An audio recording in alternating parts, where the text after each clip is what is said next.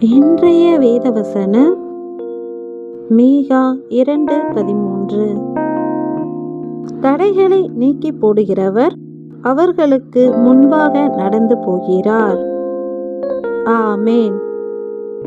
கர்த்தர் தம்முடைய ஜனத்திற்கு முன்பாக இருக்கும் தடைகளை நீக்கி போடுகிறவர். அவர் அவருக்கும் தம்முடைய ஜனத்திற்கும் இடையே தடையாய் இருக்கும் காரியங்களை நீக்கி போடுகிறவர்.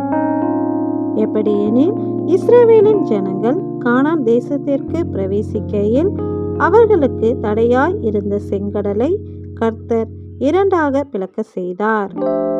அன்றியும் அவர்களுக்கு தடையாய் இருந்த யோர்தானை ஒரு குவியலாகவும் தடையாய் இருந்த எரிகோவை தகர்த்தும் அவர்களுக்கு வழியை ஏற்படுத்தினார்.